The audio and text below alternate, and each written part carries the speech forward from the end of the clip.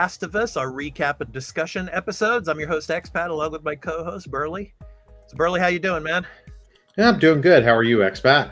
I'm doing good, man. I'm doing good. Yeah, boy, oh boy, we had a smash rocking episode last night. I mean, yeah, Bella Ramsey, man, she's gonna win an Emmy for this episode, I think.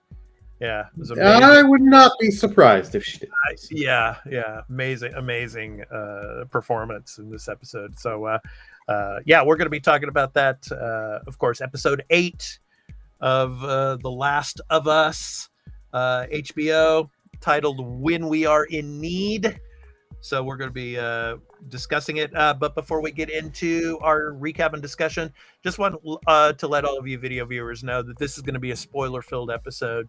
So we're going to be, Burley and I are going to be talking spoilers throughout. So if you have not seen the episode yet, go watch it on HBO Max, and then come back and enjoy our episode because it's going to be spoiler filled. So with that said, that is your spoiler warning. So let's get into it, Burley. So the first part of the episode here, first image, obviously where we left off from the previous episode, of course, in Left Behind.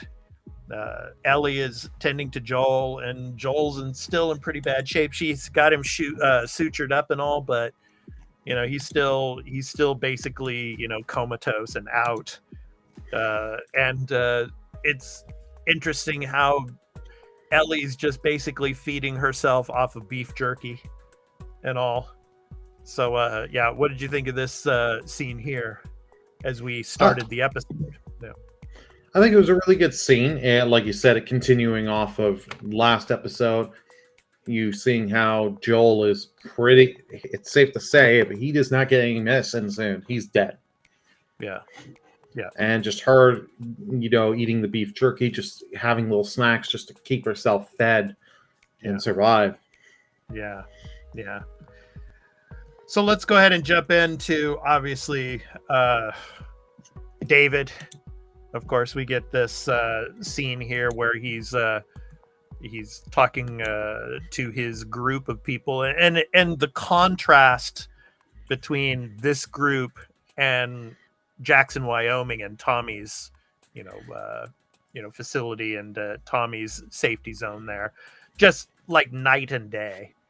I mean, everybody in Tommy's area in Jackson, they're happy and they're talking, they're watching movies and they're eating and they're growing livestock and everything. Everything seems to be working out well, but here in this community, boy, oh boy, man, it's like they're scrapping for food and they look starved and hungry. And you got this guy preaching to them, preaching revelations and all. And of course, you see here in the video image, "When we are in need." So like the title of the episode, "He shall provide." So obviously a cult, and David being the cult leader. What did you think of these scenes here? I think I like them. They were good scenes, because it's trying to establish how these people have kind of what they've gone through. And like you said, you can just see they're hungry, and like especially with David and the one guy talking, he's like, we got a little venison and a little rabbit left. We're gonna have to put people on rations because they're screwed. They have so many people out of food. Yeah. And then you have the girl there, and she starts to cry and everything, and it's because her father had died. And obviously later in the episode, we find out that the father is actually the guy who stabbed Joel there at the university. And when Joel snapped his neck and finally killed him. So, I mean, but she's like asking, "When can we bury my father?" And, David's like, it's the snow has made the ground too hard. We're going to have to wait till the spring. And I'm kind of like, I'm scratching my head, wait till the spring. So you're going to let this guy's like body decompose forever, I think he's just telling her that, kicking the can down the road and hoping she kind of, forgets, moves on, especially with the state she's in and hunger and all that, deep hunger and all that. Yeah. So then we get Ellie obviously going hunting and all. And basically it's straight from the video game. And even the dialogue when she runs into David and James. Of course, James is played by Troy Baker, of course, the voice of Joel. And I kind of, it was interesting to hear. I mean, Troy Baker is a great actor and all, a great voice actor, obviously. But it's just, it's kind of weird hearing him with that Southern drawl, you know, and it's just, it's Joel's voice coming out there, you know. So veterans of the video game that have played the video game, it's kind of, you probably think it was kind of weird hearing, you know, Troy Baker, you know, as James, but his voice just sounds completely like Joel. But that did take me out a little bit of the episode. I will admit that. Yeah. But I mean, boy, oh boy, I mean, these scenes with Ellie, you know, and the rifle there, and running into David and James and all, and you know, basically it's like a trade-off, you know, the deer for penicillin. And so I mean, and then they have the little sit down, you know, where David is kind of going into his backstory, which is interesting because I think in the video game, that's before this is where they run into the infected, which is interesting. I mean, in this episode, there are no infected. You know? Yeah, there is no infected in this episode. Like this scene here where they're talking, because they're in a thing and they're waiting for the one guy to come back with the medicine. Right. James, James, and then all just a swarm of infected come in, and Ellie and him have to run in deep, like I think it's into a factory, if I'm remembering correctly. They kind of go into. You don't get that here, but I do like the dialogue and him saying, like, you know, I was a math teacher. I became a preacher after this whole thing because I needed it and I believed. A teacher who became a preacher. Yeah. Ellie was just ripping on that too. But yeah, I mean, yeah, the thing about this episode, man, was that humans are more terrifying than infected. I mean, that's just the whole premise of this episode, basically. And you don't even need the infected in this episode. I mean, it was so great, and how it all plays out, and the acting and everything, and just seeing, you know, what a pedophile this guy is, man. I mean, it's pretty bad. I mean, we're gonna move on here. So Ellie goes back. She gets the penicillin. She goes back to treat Joel, and she doesn't even know like where to administer the penicillin. So she just injects it right in where the sutures are, you know. Well, it worked. It seemed to. But it's magical penicillin. Yeah, exactly. that could. And to be fair, I wouldn't know where to inject it myself. Right. Medical stuff. Me and medical stuff do not work well. Like a fair amount of blood, and I could pass right out. Yeah. So anyway, but little does she know that obviously back at the community, David and James and everybody, they know about the whereabouts and all of Joel, and I guess they know that Joel is the person who killed the girl's father, and the girl is like, you know, you should kill him, and then David just goes up and just smacks her. Yeah. And with all of the, you know, I am your leader, you know, I have been brought here by God, in a sense, you know. Yeah. But and even James, I mean, James was kind of like questioning that. And then it's like when they brought Ellie back to the compound, when they actually, you know, got to where Joel and Ellie were, and of course James shoots the horse as Ellie's riding it around shooting to try to draw them away from where Joel was. And James was even like, should we even keep her, because that's another mouth to feed, you know? Yeah. And a few times he questions David in this episode, but David's like, you know, I need to know that you're with me, man. You know, and just what a psycho this guy really is. Oh, they're all psychos. Yes. James is right of like, we don't really need her. It's another mouth to feed. Yeah. But this guy is like, I don't want to use the term, like he's like thinking because he's with God and all that, he's the right path and all that. Yeah. No one should question him. Yeah. But And like, then, I of do course, love this scene with Ellie and Joel, where she's telling Joel, "Okay, I'm yes, going to lead them away. Anyone comes down here, you kill them." And yes, she's like, "Joel, you cannot go back to sleep. You cannot fall back asleep." And you can just get him right, like blinking and stuff, the movement of right, his eyes. And I right. really thought that scene was well done. Yeah, and of course she puts the knife in his hand as she takes off and everything, You know, and yeah, he takes him out for sure. I mean, I just love oh, that part where he's got the two guys. He'd already killed a couple of them, then he's got a couple of them tied in the chair, and he just puts the knife right in the guy's kneecap. well, You know, it just yeah, just as he does that, because like he gets just the one guy comes down and he chokes him out yeah, and all that. But I love it. He takes the body outside, throws it out, and the one guy sees his buddy's body out there, and it's yeah. like, oh my god, how do you not know this is a trap? It just goes run up to it, and Joel Right. just clocks him with the Oh, right yeah. butt end of a rifle. I was like, Yeah, oh, I love this. yeah, yeah. And I love the interrogation technique he did, because when, like in a few episodes previous, when they went to the Native Americans, house with the actor Graham Greene, when they were going to Tommy's compound, yeah, he used the same interrogation tactic. Basically, you're going to tell me. He sticks the knife in the guy's mouth, though. I mean, you're gonna tell me where this location is, and then if your friend doesn't tell me exactly the same place, you guys are both gonna eat it. Yeah, but obviously with Graham Greene's character, of course, much more subtle. But Yeah. yeah. So, of course, now let's get to the scene where Ellie.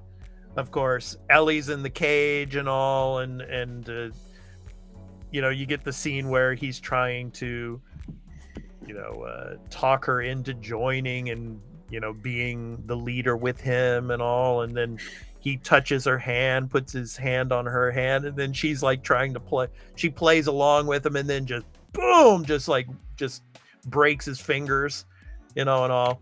And she I sees love it. that. In the back of the cage area there, she sees like a severed ear, and so she basically figures out that these people are cannibals, and they're eating their own, basically, because they can't find any other food. Yeah. So, but anyway, of course you get Joel. Of course he kills all the others, and he gets out there and he starts looking for Ellie. But Ellie's got her own thing going on here. She gets out of the cage, and because David and James grab her, and they're basically going to chop her up into little bits and pieces, and then she lies to them. And I love this part about the episode. Ellie's like, I'm infected, and that's like the big pause right there, and then of course they look at her arm, and James is in bewilderment, and David just can't believe it and all. And then of course she takes the cleaver and just bye Troy Baker. I mean, Yep. I She mean, killed Troy Baker. yes, yeah. So she kills James, and then of course she gets away from David. And then this scene here, of course, we're showing here in the video, of course, all from the video game with the steakhouse, the steakhouse scenes and all, where she plays cat and mouse. And she of course, it's kind of like a boss battle where Ellie, of course, has to do some stealth maneuvers, especially in the video game and all. Oh yeah, this boss fight took me a few tries. I remember from the game, and it's really like it. Like I like how she throws the ember, and gets on the curtains, and it's starts the fire. But it just really shows you here that David, how far he has just gone down this rabbit hole. That he just looks at the fire and is like, okay, whatever. I'm gonna go get her. Yeah. And then she charges from behind and she stabs him, obviously. But then she gets her on the ground. And then this is the part, probably the most uncomforting scene in all of the episode. I mean, because you don't get this in the video game, where he's about to pull his pants down on her, and you don't get that in the video game, but you get this here, to show how terrible of a pedophile this guy is and all. But then of course she's able to get the cleaver, and boy, oh boy, so I have the comparison, left right comparison here. of the video game to the episode. And boy, oh boy, Bella Ramsey, man, just how intense she was in this scene. And if you have not seen our promo short for this, check it out, because I have that clip in there. And boy, oh boy, just the intensity and just the rage going through her at this moment. It kind of reminds me of the rage from remember Book of Boba Fett, where he's strangling the one. Oh yeah. When he has that rage there. Yeah. It reminded me of that. Oh yeah, yes. Yeah. So then, of course, the ending. Obviously, Ellie gets out of the steakhouse, and Joel's out there waiting for her. And at first, he comes up from behind and touches her, and she's still like freaking out, obviously. But then he calls her baby girl, and I thought that was a great moment. It basically, at that moment, it sealed the bond between them, like father and daughter, in a sense. Yeah. And that's where the episode ends. And obviously next week is the final episode of the season, Burley, the season finale next week. It's called Look for the Light. And if any of you have seen the preview trailer for it, it looks like we're going to be finishing up the season with the end of the first game, because it shows Joel going through the corridors of the research facility there, Firefly Hospital, Firefly Hospital, where he's looking for Ellie. So yeah, they're gonna finish up the first game at the end of the next episode, I think. What do you think? Yeah, I think you're right on that. It is surprising that only 9 episodes we've gotten to this already. Like, this one felt, even though it's a decent length, it felt a little fast, this episode. Because but I understand it. They were trying to get through this, so I'm curious to see with next week how the pacing's going to feel. Because you got to get to them to get to that hospital and all that events. Because then they're going to take stuff from the game. There are certain scenes that I cannot wait from the game that I can't wait to see in how they do them in the TV show. It's going to be interesting to see what the runtime is. They haven't shown the runtime for the final episode yet, but I have a feeling it's going to be around the same amount of time as the first episode. The first episode was an hour and 20 minutes, I think. Yeah. The first one was around that. I was going to say this finale is over an hour. Yeah, I have to believe on that. I would have to believe it's probably an hour and 20 to an hour and 30. I mean, it's going to be a long one, but long but amazing. For any of you who have not played the video game, you are in for a treat in the ending. I won't spoil it, obviously, for you here, but man, oh man, it's an amazing ending. So you shall be, I think excited, as well as satisfied to see what the ending is. We're really looking forward to it, excited to bringing it to you here on the Arena Productions. So until episode 9, this has been, of course, our episode 8 recap and discussion of The Last of Us here on the Arena Productions. So we hope you all have a great week, and we're looking forward to bringing you the season finale episode recap and discussion next week. So until then, take care, everyone, and have a great week. Peace. Bye, everyone. Out.